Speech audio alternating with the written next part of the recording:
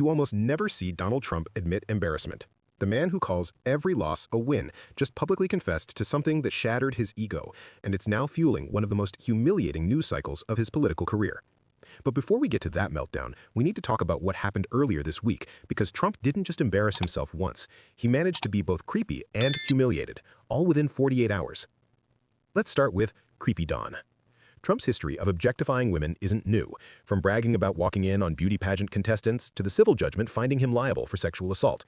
But this week, he reminded the world exactly who he is when he crossed another line, twice. Italy, we have a young woman who's, I'm not allowed to say it because usually it's the end of your political career if you say it. She's a beautiful young woman. Now, if you use the word beautiful in the United States about a woman, that's the end of your political career, but I'll take my chances.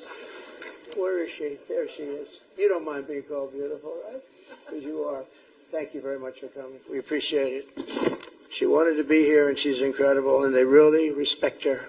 She's a beautiful young woman. A world leader commenting on another head of state's looks should be diplomatic scandal material. But for Trump, it's just another Monday. And the creepiness didn't stop there.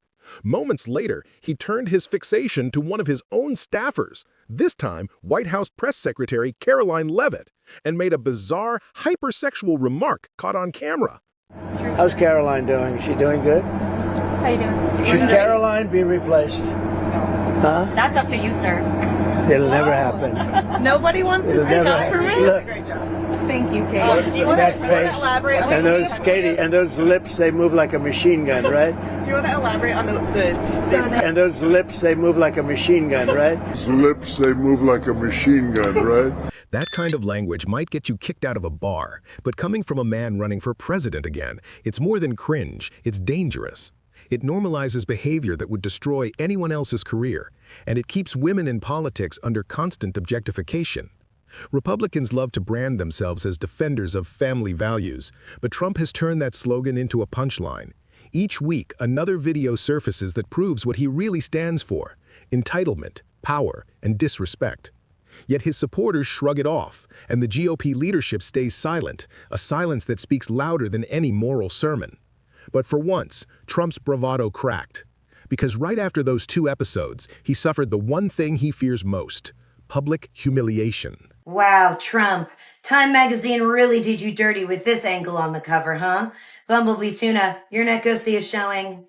But don't worry, Trumpy, I got you covered, literally, and I know how you love a good cover-up. Starting out, we've got the not suitable for work pixelation. It leaves the mind wondering, what is this guy hiding this time? His medical records, bribes, secret business deals, it's definitely a lot. Next up, we have the classic thong. No need to guess what color your undies are, you vixen. And just like your inability to shut up, it's very revealing. Now, if you want to give your Nekosi a more masculine edge, I say go with the zipper. It says, I grab democracy by the Constitution, even if I have to unzip it first. Feeling romantic? Stick a rose in it.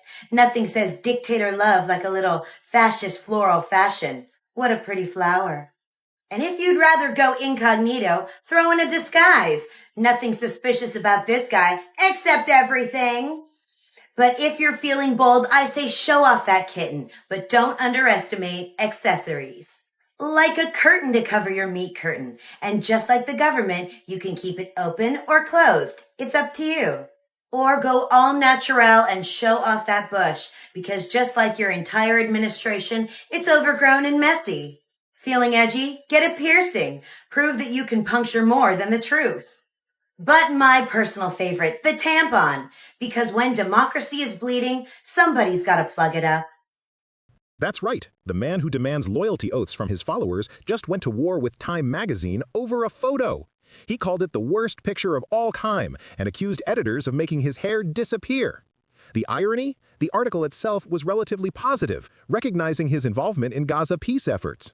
But instead of focusing on policy, Trump fixated on the photo, because image has always mattered to him more than integrity. This episode captures the essence of Trumpism: fragile ego disguised as strength. His obsession with appearance mirrors his politics: cosmetic, shallow, and endlessly self-absorbed. While Americans face real crises, inflation, healthcare costs, threats to democracy, Trump is crying about Photoshop. and the internet predictably roasted him for it. That response wasn't just comedy, it was poetic justice.